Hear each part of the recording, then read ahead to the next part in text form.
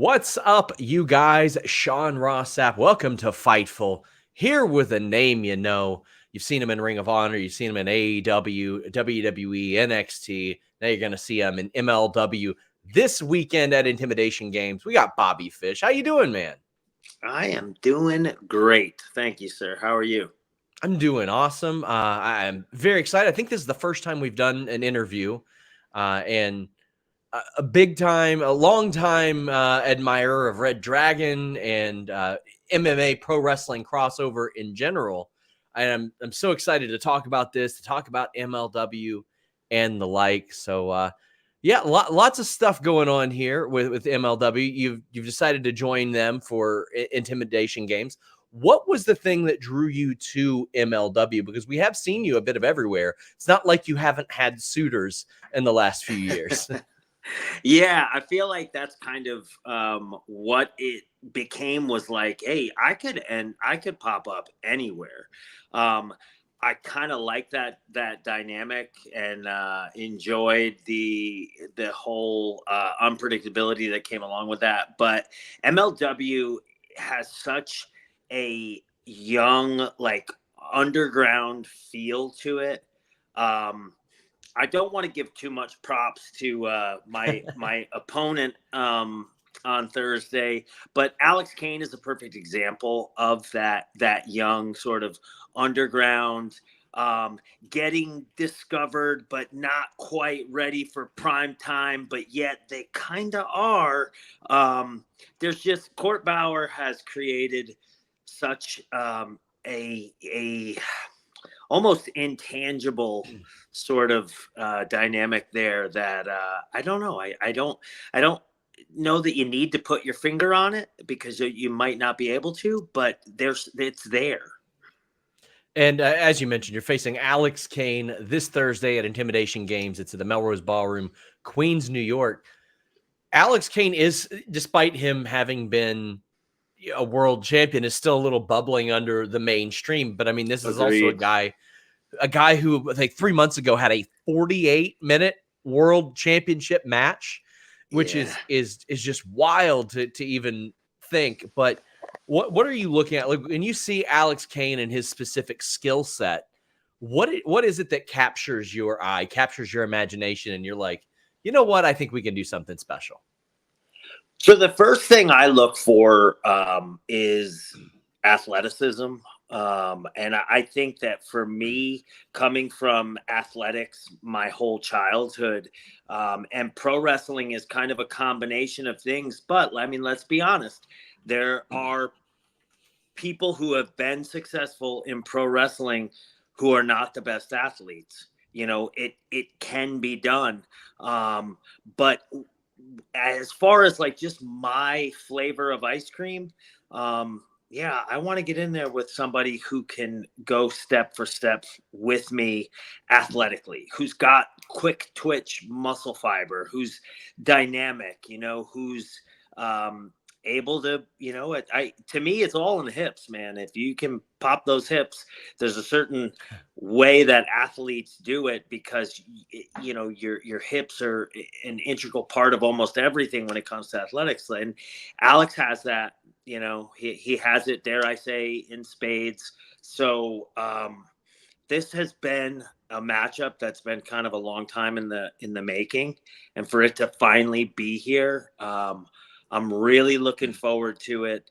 I almost prefer it now because he has had a little bit more time to get some seasoning. I've been around him a few times on some with some companies outside of MLW, and yeah, man, he's a kid that gets it. He's a kid that's got the goods, and I'm ready to go with him on Thursday. I cannot wait. At this point, like what goes into you saying, you know what, I'll take this booking, or maybe I won't? Like, for example, I saw you have a really great match with Vinnie Pacifico a few months ago. And that's another guy that I look at and I'm like, okay, like from a social media aspect, like he gets it, he understands it, he integrates it, and wasn't like the first name that I would have thought, yeah, Bobby Fish is gonna work him, and they're gonna have a really good like 20-minute match, and then you all go out there and it works really well. What goes into that? Do you at this point do you have a say in your opponent? Do they say, hey, who would you like to face? Anything like that? I think I've always got somewhat of a say, like as far as being able to hit the reject button. I think I've kind of got that, but I have at this point I've really grown a taste for, like, I like working with the younger talent.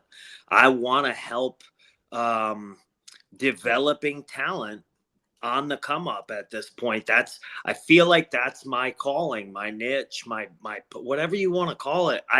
I get something out of that. So as much as like, oh well, that's, the right thing to do, play it forward, etc. I in a way it's a little bit selfish, because when I see the light bulb go off in somebody's head, or I see a younger guy just seeing the value in some of this otherwise like useless knowledge that I have up in this empty head of mine. Um, really, like if you think about it outside of the context of pro wrestling, where does this stuff apply? And but inside of pro wrestling, you almost can't put a value on the experience, because it's truly like after 24 years or however long I've been doing this, like it's all the journey. It's all the ride. Like I don't know what the destination is. And at this point, I don't really care.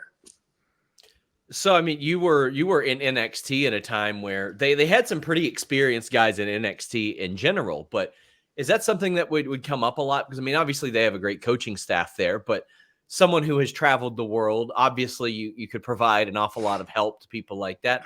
I maybe I'm wrong. I believe you did a guest coaching spot there in the last year or so as well. I did. I think that's, in some ways, when we were there, the black and gold was still kind of somewhere between um, developmental and regular, third brand, and it kind of got volleyed Selling back out and forth. arenas, though. Selling Yeah, out well, arenas. I mean that. I'm gonna watch my language here. That time was it was special. It was definitely special. And I don't know that if you set out to design it that way, and I could be wrong, because Triple H is brilliant when it comes to pro wrestling. And maybe it came out exactly how he designed it, but I have this feeling that, like, there were so many variables at play, that some of it was definitely set up and follow through, and then other parts of it just happened to be things, serendipitous, just kind of falling into place because the variables were there. I mentioned that you're a little bit of everywhere. So I think like New Japan and the PC coaching spot last year. I think Impact the year before that, and AEW before that, WWE before that. But you had a boxing fight as well, and I you did. ended up winning it. It wasn't. I mean, I seem to remember like back in 2010, it was either a boxing or a kickboxing fight as well, right? Yeah, so kickboxing, I was 4-1 as an amateur kickboxer. Okay. I've been doing martial arts since I was 8 years old. So striking predominantly, but I have the 4 fights in amateur kickboxing, and then this boxing fight kind of just fell on my radar, and it was going to be it was going to be in Dubai, where Yeah. I not only had never been, but never really thought about going to. They were, gracious enough to fly my agent, my coach, and my wife. My wife and I I went to heard it was a Dubai nice for a deal. week. When I was It told was about it, beautiful. I was told it was a very nice deal. Yeah, it was really, really something special, and I got to fight on a Floyd Mayweather undercard. I just felt like, okay, this is something that on my deathbed, there's no way I'm gonna regret doing this, win, lose, or draw. And my wife and I got to see Dubai. It just can't lose. I remember, I think somebody actually dropped into my DMs and they're like, "Hey, this isn't out there yet, but Bobby Fish is fighting on the undercard of a Mayweather show." And like, not that I doubted your abilities, I was like, like, how does that even come up? Like, Yeah. Well, and I mean, then let's face it, we don't it's have amazing. pro wrestlers don't have necessarily the greatest track record of crossing Sure. over into actual combat. But Butterbean made a career of beating pro wrestlers' asses in real fights. He beat up Sean O'Hare, Jesus. He did. He beat up Bart Gunn. He did it to Yeah. everybody. Yeah. I'm not getting in the ring with Butterbean anytime soon, but He's looking great lately. Did you see him doing is. the DDP thing? 100% I have, because I just recently got my DDP yoga certification as well. Oh, incredible. And so now I'm able to coach that. And Dallas, man, I cannot. We would need a whole nother interview for me to go into how I feel about Dallas and what DDP a guy. yoga. I hit him up when I first started my podcast in 2016. And I was like, hey, I used to do catch wrestling and some pro wrestling, had a really bad neck injury, did DDP yoga, and that's why I was able to wrestle again. And he goes, cool, I want to sponsor your show. And I was like, wow. That's unbelievable. Like, that's the man in a nutshell. Yeah. I mean, so that boxing fight that you're talking about, he was my first sponsor. Not surprising. Same story. Yes. Not surprising. Story. I called him. I don't think we were on the phone 6 minutes. And he was like, yeah, there's a check. I think the check got to my house while we were still on the phone. That's he's such a guy. Not only that, Tommy Fury was on that show too. Yes. Unbelievable. Like, yeah, very cool experience. Isn't it wild to think, like, when Batista had an MMA fight, like, just nobody cared, like nobody was talking about it at all. And now if you ran an MMA show full of pro wrestlers, it would be like a gigantic event. It'd be huge. It'd be huge. And I don't know if it's just the curiosity of like, well, who can really go and who can't. I don't know. And I know growing up, Haku was of legendary status as just being a man who, you know, just if it had to go down, he's who you wanted in your foxhole. And nowadays it's like there's just so much overexposure when it comes to social media and everything, and you know, a lot of the dirt gets out there, and let's be honest, there are some people who are not the greatest people in the world, and they're locker room antics or whatever, they make the dirt sheets. And I don't know, at the end of the day, like, I feel like with Haku especially, it was like, you know, at the end of the day, he was a man, and you know, you lay your shoulders down because it's pro wrestling. We're doing what we do. This is our job. But some people, like, not even some people, all of us, you know, we're still somebody's husband. We're still somebody's father. We're still, you know, we're still men. And I will not be, you know, called out or spoken to in a less than respectful way. Doesn't matter who it is. Is there anybody within the ring that either tried to test you, or maybe you all just like grappled around like during a match and you're like a little surprised at what it is that they were able to bring? Like maybe you had no idea that they even had that type of pedigree or background or anything like that. No, nobody comes to mind other than, you know, and there was no surprise to this, but like Matt Riddle and I, we would roll a little bit at the PC at times, and, you know, there's no secret, and there's no, it was no surprise that Riddle can handle himself. And again, another guy that's just a ridiculous athlete. I watched him do a seminar at, I think it was Evolve or something. And as a part of the seminar, he would like consecutively grapple every person in there. And it was like step up, get tapped out in 12 seconds, step up, get tapped out in 12 seconds, get to the back of the line, figure it out. It's like there are levels to it, obviously. There are. So again, we've mentioned MLW, Alex Kane this week. Is there anybody else in MLW that you look at and you're like, oh, okay, I'd like to get in there with them. I've got to do that. Obviously, there's been some roster turnover of late, but you're a part of that. You're a part of that roster turnover. You're helping sort of replenish things for them. Yeah, and that's what I'm really excited about.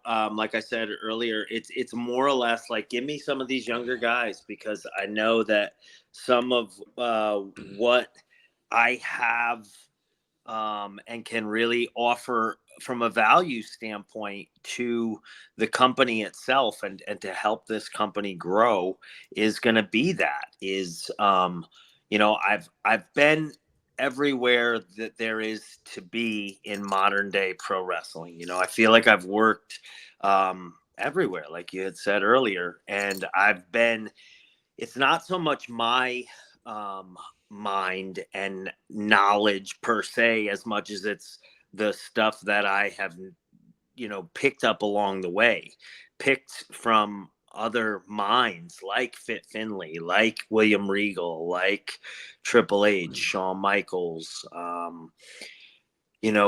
being exposed to the way that Gato books New Japan.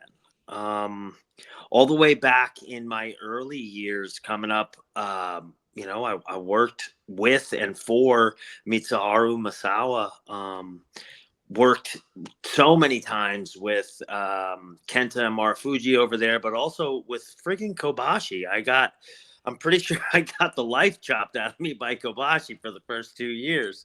And it's just, I look at my career now and I realize, like, wow, there's a ton of value there that I picked up along the way, and I didn't even realize that I was picking it up. Now I have that, and I would like a place to share it. I know that I can't remember who the interview was, but you were a good sport about the memes about your age. I saw those, and you were like, the good ones I appreciate. Yeah. Also, there's the "Where's the lie" meme. Yes.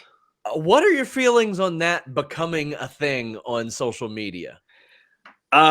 I mean, I kind of wonder myself. I haven't found it yet. So where is it? Like, we need to uncover this thing. Not here on Fightful. That's for damn sure. That's right. No lying. No lies to be found here on Fightful. I mean, I think that says a lot that you're a good sport about it. You know that people are going to chop up the clip of you saying, I want to work with younger talent. And somebody's going to say, oh, like Luthez.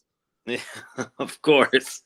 And and that one I appreciate. I'm not even, and that that's the thing that's always gotten me too about the age thing, is like, we're all doing it. Yeah. Like, we're all getting older. This is just what it is. So how can that be pointed out as someone's shortcoming? Well, see, to me, I never saw it as a shortcoming. I think that it was a lot of people going like, really? He's that old? Because you don't seem like it in the ring. You've never seemed like it in general. You obviously take very good care of yourself. I think it came as a shock to so many people. Right. It's like when people realized in 1990, Earthquake was like 26. And, back when haircuts were men. But like people like, there's now the meme of him as the shark, and people were like, he's 13 years old in this picture. And that's become a thing now. It's like the inverse of that. Well, the internet is undefeated. And like I said, when there's, and I don't know how, because some of these younger kids now with their ability to like edit and use the software, like they whip it out in a second. But these things are, if if it makes sense, if it's catchy, or if it's, well thought out, like, I'm a sucker for a good pun. I'm a sucker for like just creativity within humor, and just make it a good one. Just don't, and don't use other people's stuff. I think that's where it gets to me too, is where it's like, okay, I've been called old 100 times. Let's call me something else. I'm sure I'm not batting 1,000 outside of the old thing. So as we start to wrap up, we have seen some of your former Undisputed era friends over in AEW doing the Undisputed Kingdom story. Yes, is that sir. something that you've paid attention to, maybe had your eye on a little bit? Is it something that like even you've had any talks about joining or anything like that? I mean, the four of us are never not in communication with each other, at least on some level. Obviously, in the Black and Gold days, I mean, we were in more regular contact. Sure. But at this point, like, we still have, it's on my phone and on all their phones, and it's the Dude Crew. That's the title. And I mean, we none of us go more than a couple weeks without checking in with each other. Sometimes more than others, but yeah, we're always kind of up to speed on each other. And I know Kyle's getting healthy again, and that makes me really, really happy.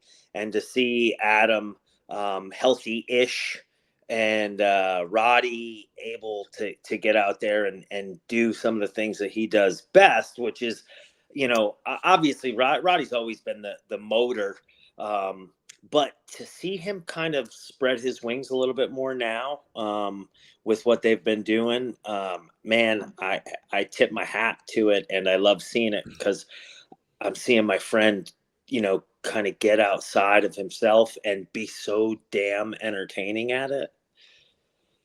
Yeah, Another cool. one of my favorite memes was when, hell was breaking loose in AEW, and they're like, this person gets bit, this person gets punched. Meanwhile, Adam Cole, how do I find this frog coin in Mario? Like, yeah, he's a gamer. He is wonderful fella too. Like one of the Yeah. nicest human beings. Great person. Able to flip that switch very easily. Yes, he is. We encourage everybody, check out MLW Intimidation Game this Thursday. Alex Kane against Bobby Fish. Can't wait for that one. In addition to a lot of great stuff on that show. But Bobby Fish, I want to thank you so much. Our first time, hopefully first of many interviews we get to do here. Definitely want to pick your brain about other martial arts related things. But tell the people where they can find you, where they can support you. You can find me on Instagram at the Bobby Fish, same handle on Twitter.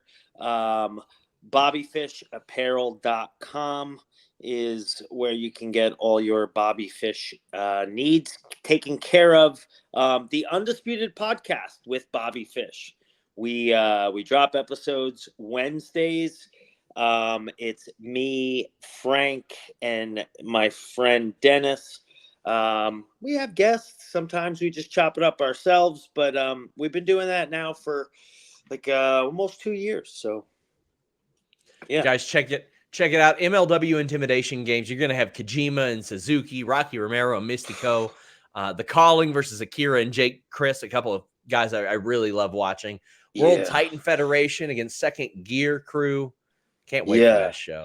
Kojima and Suzuki, like seeing that's going to be happening stateside. If you're a wrestling fan and you're anywhere near that area, can make it, or based on the fact that you can, just get it on Triller. If you're a wrestling fan and you don't, like, I don't know, we can't be friends. Like, lose my number. Insane show. I look at that show and I'm like, there's going to be some stiff strikes on this show. I'm very excited. Yeah, I am going to beat the hell out of Alex Kane. I'm sure he's got something coming back my way. But I will tell you this, Sean, my intentions are going to be dark and violent. And that's before we even get to like Ricky Shane Page and Sami Callihan against Akira, who's just like, constantly got a chip on his shoulder, looking to prove himself. Jake Christ, who has been around forever, doing incredible work. Really good show here. Bobby Fish, I want to thank you so much for the time. Well, thank you. It was my pleasure, and I would be happy to share time with you anytime. So let me know. Yes, sir. Until next time, guys, we're out.